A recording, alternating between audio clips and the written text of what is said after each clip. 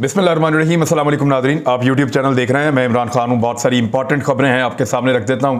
सबसे पहले तो यह है कि पाकिस्तान तहरीक इंसाफ ने अपना उम्मीदवार दिया था शाह महमूद कुरैशी साहब को कि वो वज़ारत उज़्मा के लिए उम्मीदवार होंगे मंडे वाले दिन जब वोटिंग होगी। तो अब शाह महमूद कुरैशी साहब जो है वो वाइस चेयरमैन है पाकिस्तान तहरीक इंसाफ के, और इमरान खान साहब के बाद सबसे बड़ा ओहदा उनके पास है, क्योंकि इमरान खान साहब इसी असम्बली से अदम एतमाद से फारिग हुए तो वो दोबारा उम्मीदवार नहीं हो सकते। तो अब शाह महमूद कुरैशी साहब उम्मीदवार हैं। दूसरी जानब शहबाज शरीफ साहब अपोजिशन के मुत्तफ़िक़ा उम्मीदवार हैं।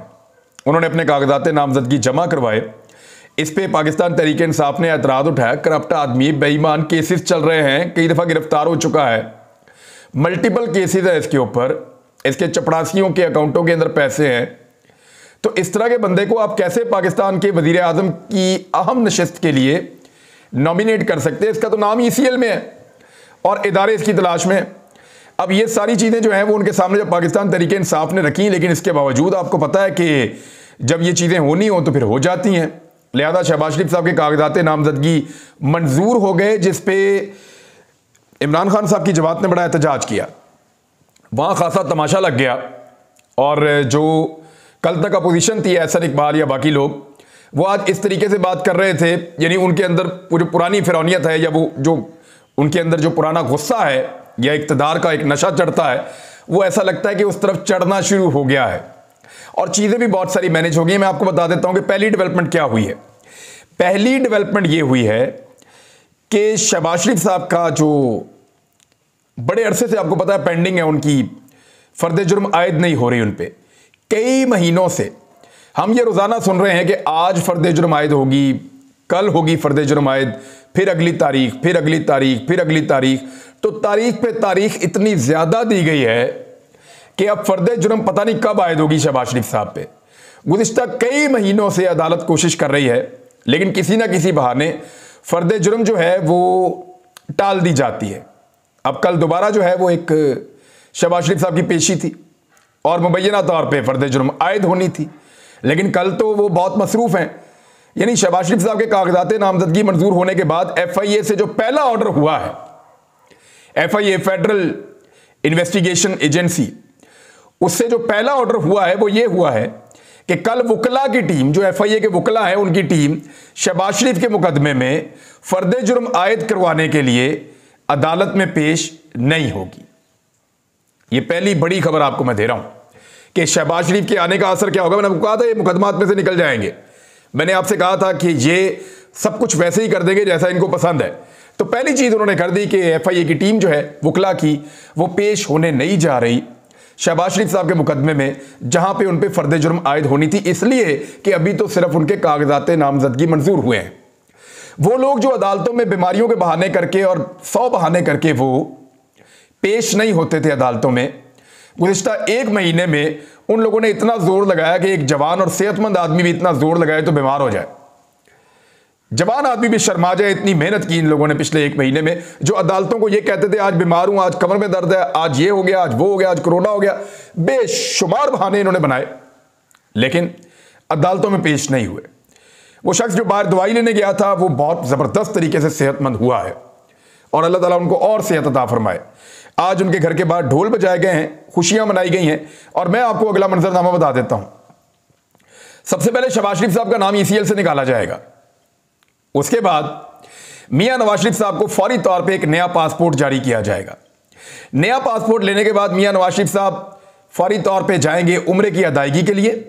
यहां से मरियम नवाज साहिबा का नाम और दीगर कुछ और लोगों का नाम निकलेगा ECL में से, और जब इनके नाम निकल जाएंगे तो ये भी सऊदी अरब जाएंगे, और इस खानदान की मुलाकात जो है वो सऊदी अरब की पाक सरजमीन पे होगी, और उसके मनाजिर बनाकर सोशल मीडिया पे डाले जाएंगे कि अल्लाह रब्बुल इज़्ज़त ने करम कर दिया। पहले भी जब ये डील करके भागे थे तो सऊदी अरब गए थे और ये कहा था कि अल्लाह ने बुला लिया, अल्लाह ने बुला लिया, और फिर उसके बाद वापस आके वही लूट मार दोबारा इन्होंने इस कौम के साथ की थी। तो उस सरजमीन के ऊपर होने का मतलब ये नहीं है कि आप बड़े सुरखरू हो गए हैं। उस सरजमीन पे ऐसे लोग भी पैदा हुए और ऐसे लोग भी दफन हुए जिनके बारे में कुरान पाक ने भी गवाही दे दी थी। याद ना, तब्बत यदा अबी लहब व तब, बहुत मुकद्दस सरजमीन के ऊपर वो आदमी था। लेकिन ये चीज़ कभी भी गारंटी नहीं होती। तो मजहब का कार्ड लोग खेलते हैं, ये कार्ड अब खेला जाएगा। यहां से खानदान के लोग जाएंगे सऊदी अरब, वहां से नवाज शरीफ साहब आएंगे सऊदी अरब, मदीना मुनव्वरा में या मक्का मुकरमा में इनकी मुलाकात होगी और उस मुलाकात के बाद फिर ये सुरखरू होकर पाकिस्तान वापस आएंगे और क्योंकि इनकी हुकूमत बन चुकी होगी पाकिस्तान में, तो ये एक बड़ा इस्तकबाल करेंगे, एक बड़ा हुजूम लेकर इस मरतबा एयरपोर्ट जाएंगे, क्योंकि रास्ते में कोई इन्हें नहीं रोकेगा। जब ये कैंट में दाखिल हो रहे होंगे तो इनके ऊपर फूल फेंके जाएंगे, इस मरतबा इनको नहीं रोका जाएगा। नवाज शरीफ साहब पाकिस्तान वापस आएंगे। मैं आपको पूरा मंजरनामा बता रहा हूं जो तैयारी हो गई है और मेरे पास सोर्सेज से ये इंफॉर्मेशन आई है। नवाज शरीफ साहब वापस आएंगे, उनका शानदार इस्तकबाल होगा, उसके बाद उनको गिरफ्तार किया जाएगा ऑफिशियली और फिर उनको वापस उनके हाउस में अरेस्ट कर दिया जाएगा। फिर जमानतें और मामला सारे के सारे रिजॉल्व। नैब जो है उसके पर काटने का अमल शुरू हो जाएगा। कल से आप ये देखना शुरू करेंगे तो हालात बहुत तेजी से तब्दील होंगे। अब ये पुराने पाकिस्तान के अंदर पाकिस्तानी वापस चले गए हैं। वो शख्स पाकिस्तान का वज़ीर-ए-आज़म बनने जा रहा है जिसपे 16 अरब रुपए की मनी लॉन्ड्रिंग का इल्जाम है। 25 अरब रुपए उसके खानदान के अकाउंटों में कैसे आए, उनको कहते हैं हमें पता ही नहीं है, अब मसरूफ थे, हमें पता नहीं चला हमारे अकाउंटों में 25 अरब रुपए कैसे आ गए। हैरत है। वैसे ड्राइवरों के, चपड़ासियों के, चौकीदारों के अकाउंटों में पैसे हैं, मगर वो लोग अदालत जाने की बजाय कल उनको बहुत जरूरी काम है, वो वज़ीर-ए-आज़म बनने जा रहे हैं और निज़ाम को मुंह चढ़ा रहे हैं। अमेरिका ने हुक्म दिया है कि पाकिस्तान में जमहूरियत का इस्तेकाम होना चाहिए और सबको मिलकर काम करना चाहिए। तो आका का हुक्म आया, उसको कबूल करना चाहिए सबको। और भिखारियों की क्या औकात है कि उनकी बात ना माने, तो उनकी बात मानेंगे। इसके बाद आर्मी चीफ को हटाने की एक मनसूबाबंदी इमरान खान साहब ने की थी, जिसके बाद एक हेलीकॉप्टर आया, फिर इमरान खान साहब पर टॉर्चर किया गया, उनके ऊपर तशद्दुद किया गया और तशद्दुद के नतीजे में इमरान खान साहब कुछ जख्मी भी हुए और फिर उसके बाद वो वज़ीर-ए-आज़म हाउस छोड़कर चले गए और उनकी हुकूमत खत्म हो गई। ये कहानी मार्केट में फ्लोट कर रही है। वैसे तो ISPR ने इसकी बड़ी सख्ती से तरदीद की है अब, और ये कहा कि BBC के खिलाफ वो एक्शन लेंगे। जिस टाइम ड्यूरेशन की ये सारी कहानी बयान की जा रही है ना, ये शुरू होता है 8 बजे के बाद, यानी अफ्तारी के बाद। यानी कल अफ्तारी के बाद वज़ीर-ए-आज़म पाकिस्तान वज़ीर-ए-आज़म हाउस में मौजूद थे। उस वक्त तक इमरान खान साहब वज़ीर-ए-आज़म थे, वो वहां पे मौजूद थे। उन्होंने स्पेशल कैबिनेट की मीटिंग बुलवाई थी और उसके अलावा उन्होंने सहाफियों को बुलाया था कि आप भी आए और आकर हमें मिलें। 8 साढ़े 8 बजे ये मीटिंग हुई स्पेशल कैबिनेट की, क्योंकि अफ्तारी के बाद लोगों ने आना था और फिर मीटिंग करनी थी। स्पेशल कैबिनेट की मीटिंग हुई और उस मीटिंग के बारे में कहा जा रहा है कि वहां तय हो गया कि आर्मी चीफ को हटाने वाले हैं। और फिर वो कुछ लोग आ गए, फिर टॉर्चर भी हुआ, तो प्रिजन वैन्स भी और पता नहीं क्या कुछ कहानियां सुनाई जा रही हैं। 8 बजे पहला सहाफी जो है वो पहुंच गया था वज़ीर-ए-आज़म हाउस में और कल सहाफियों को बिल्कुल मना नहीं था कि आप यहां बैठे वहां बैठे। सहाफी कल खुले फिर रहे थे वज़ीर-ए-आज़म हाउस में, उनको उन्होंने कहा जहां आपका दिल करता आप जाएं। इवन कल वो पहला दिन था जब सहाफियों के पास अपने मोबाइल फोन भी मौजूद थे, यानी हमें यह भी मना नहीं किया गया कि आप मोबाइल फोन ना ले जाएं। हम फिर रहे थे वहां पे, मैंने वहां से वीडियो रिकॉर्ड करके डाली है। 12 बजे के बाद, तकरीबन 12 बजे के आसपास इमरान खान साहब प्राइम मिनिस्टर हाउस से निकले हैं और मैं प्राइम मिनिस्टर हाउस से निकलने वाला आखिरी आदमी इसलिए हूं कि मैंने वहां के अमले से इजाजत ली कि यार मैं यहां पे एक वीलॉग कर लूं, वीडियो रिकॉर्ड कर लूं, थोड़ी सी मैंने को रिपोर्ट करना था पब्लिक को। बहुत सारे लोगों के मैसेजेस आ रहे थे, तो उन्होंने मुझे एक कोने में अलाउ कर दिया कि आप यहां बैठ के बात कर सकते हैं। मैंने वीडियो की और जब मैं निकला तो सारे जा चुके थे। मेरे सामने प्राइम मिनिस्टर निकले, मेरे सामने बाकी सहाफी गए, सब लोग वहां से रुखसत हुए। ऐसा कोई वाकया हुआ ही नहीं। सहाफी वहां पे 4 घंटे से ज्यादा मौजूद रहे और पाकिस्तान के नामवर लोग थे, यानी साबिर शाकिर साहब वहां पे थे, मुईद पीरजादा साहब वहां पे थे, अरशद शरीफ साहब वहां पे थे और फरिया इदरीस साहिबा वहां पे थी और खबर गुम्मन साहब वहां पे थे। दीगर और बहुत सारे नाम है, मैं अगर किसी का नाम भूल गया तो माजरत, लेकिन कोई 8-10 सहाफी वहां पे मौजूद थे।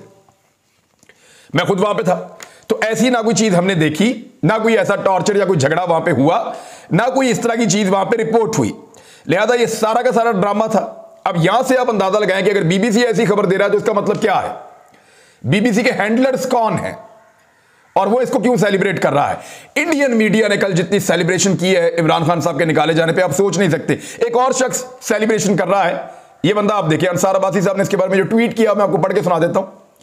हॉलैंड के इस्लाम दुश्मन सियासतदान गिरेट विल्डर्स, ये इसने कुछ ऐसी एक्टिविटीज की है इस्लामोफोबिया के हवाले से और तौहीन अमेज, तो उसने इमरान खान के वज़ीर-ए-आज़म के ओहदे से हटाए जाने पर खुशी का ट्वीट कर दिया। अब ये जो गिरेट विल्डर्स है ना, इसने जब ट्वीट किया तो एक मेरे लिए अजीब बात यह है कि इसने इमरान खान साहब को तो टैग किया इसके अंदर, इमरान खान साहब को तो इसने मेंशन किया, टैग किया कि जनाब ये आपके खिलाफ आ गया है। इसने इसके अंदर मुझे भी टैग कर दिया, यानी दो लोगों को किया, तीन। एक इसने इमरान रियाज खान को किया, एक पाकिस्तान को किया, और एक इमरान खान पीटीआई को किया, चेयरमैन पाकिस्तान तहरीक इंसाफ के।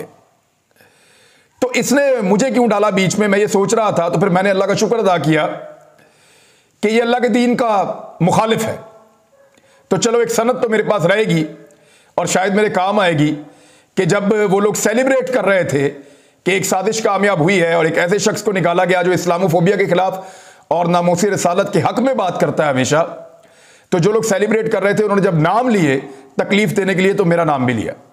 तो चलो ये तो एक अच्छी बात है जो रिकॉर्ड के ऊपर रहे। बहरहाल ये लोग सेलिब्रेट कर रहे हैं, इंडिया में बहुत सेलिब्रेट हुआ है, बहुत ज्यादा रौला पड़ा है।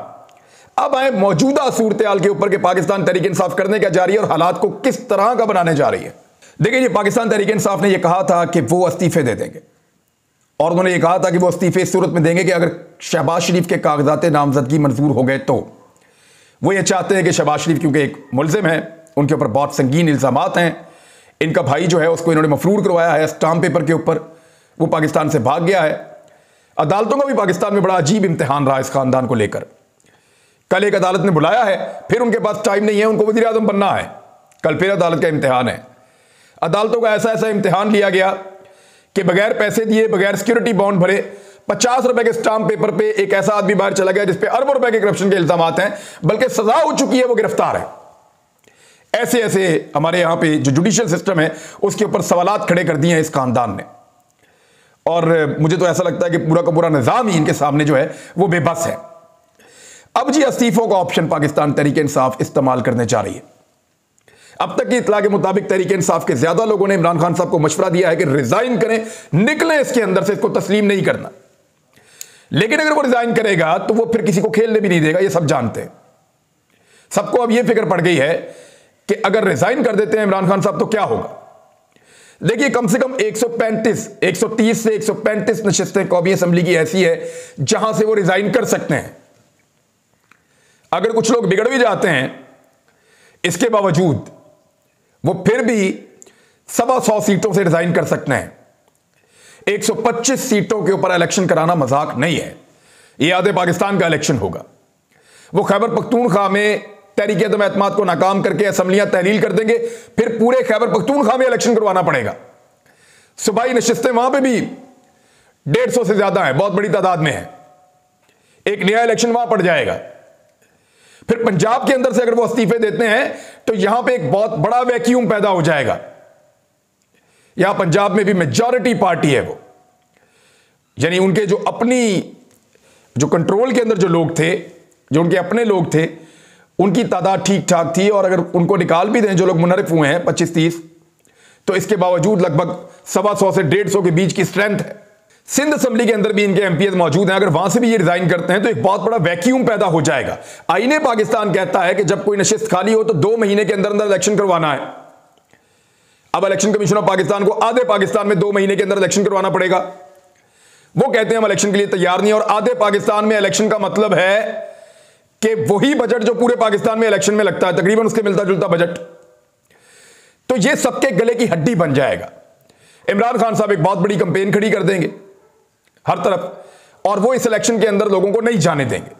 हालात ऐसे पैदा होंगे कि जनरल इलेक्शन करवाना पड़े, फिर ये हुकूमत गिरानी पड़ेगी, फिर निगरान हुकूमत बनानी पड़ेगी, और वो जो निगरान हुकूमत बनेगी वो फिर चलेगी 3-4 महीने जितना चल सकती है। और फिर इलेक्शन कमीशन ऑफ पाकिस्तान को इसी साल में अगस्त, सितंबर, अक्टूबर यहां पे कहीं इलेक्शन करवाने पड़ेंगे।